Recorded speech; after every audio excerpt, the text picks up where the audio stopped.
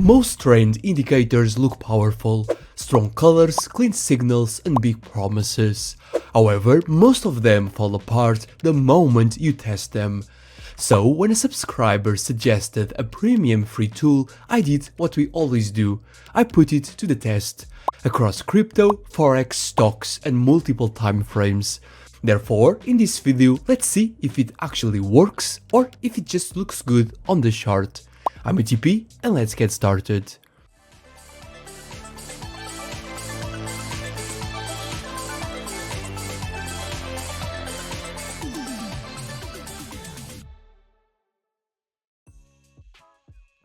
Firstly, I want to give a quick shout out to the subscriber who suggested this indicator.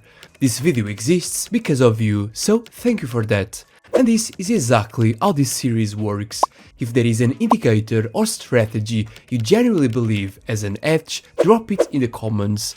I read everything and the best ideas get tested here on the channel.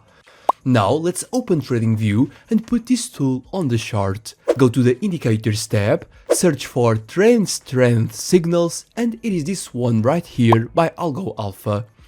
At first glance, this indicator looks simple, but on its base code it combines trend detection with volatility-based structure. Here's how it works. The indicator calculates a moving average of the closing price and then builds upper and lower bounds using a standard deviation multiplier, like the logic behind Bollinger Bands. When the price crosses above the upper bound, it signals a potential uptrend. When the price crosses below the lower bound, it signals a potential downtrend. But that's only part of the story. It also includes a strength gauge which measures how far the price is from its moving average and scales that over a dynamic range.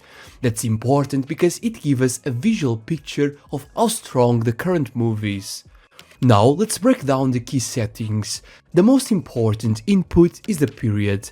This controls how sensitive the moving average and standard deviation calculations are, and after testing multiple possibilities, we found that increasing the period from the default 20 to 38 significantly improves stability and reduces fake signals. The second key setting is a standard deviation multiplier. This controls how wide the upper and lower bounds are. Higher values mean fewer signals but stronger confirmation, and lower values mean more signals but more noise. For this test, we'll keep the multiplier at its default value, so we are not over-optimizing.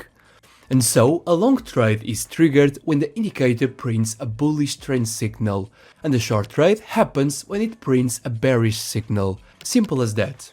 Now we are going to do what we always do here. We are going to turn this indicator into a complete rule-based trading system. First, we need context. To define the dominant market direction, we'll use a 200 period EMA as our baseline. Long trades are only allowed when the price is above the 200 EMA, and short trades are only allowed when the price is below it. This alone removes a significant number of low-quality trades.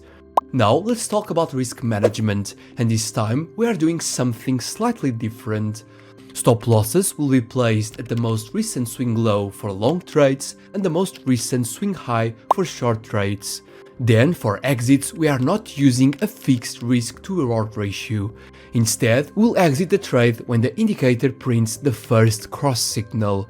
This will allow us to measure the true trend catching potential of this system. Now, before we move to the testing phase, I want to show you something practical. To make this system easier to use, especially for live trading, I created a custom upgraded version of the trend strength. This version already includes the optimized settings we are using, the 200 EMA trend filter, and clear buy and sell arrows when a valid signal appears.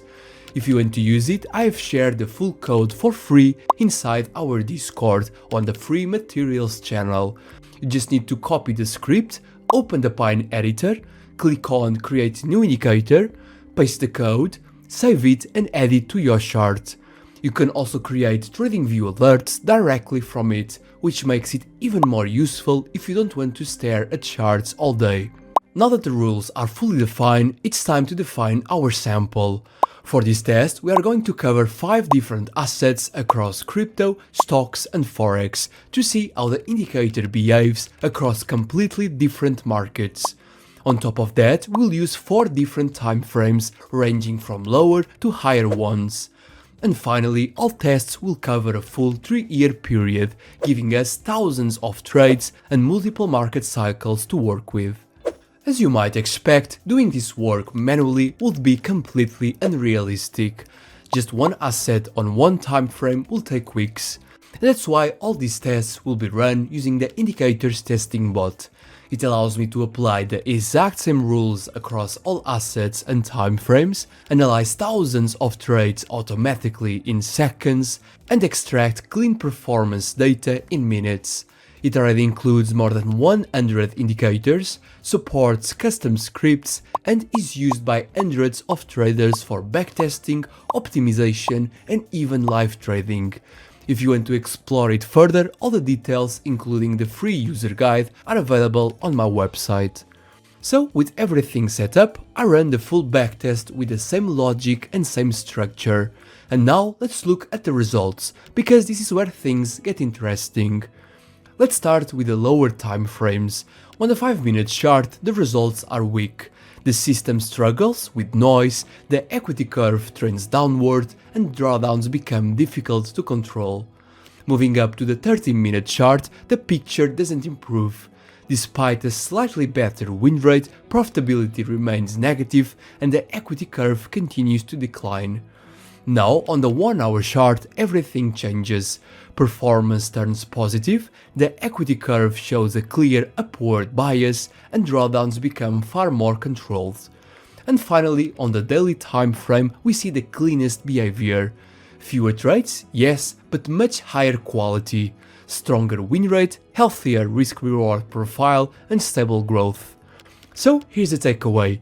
The trend strength is not built for fast and noisy markets, but when you give it time and structure, especially on higher time frames, it becomes a much more reliable tool. Now let's place this indicator where it belongs. On the official indicators ranking table, we are placing the trend strength in the mid-table section of the ranking. It performs well on higher time frames like the 1-hour and daily charts, where trends have time to develop. However, its weak and unstable performance on lower time frames prevents it from competing with our top 5 indicators. So, while it's not a bad tool, it is clearly time frame dependent and not universally robust. And that's it. If you found this breakdown useful, make sure to leave a like, it generally helps the channel more than you think, and subscribe if you are new here. I'm ATP, stay sharp, trade smart, and I will see you in the next one. Bye bye.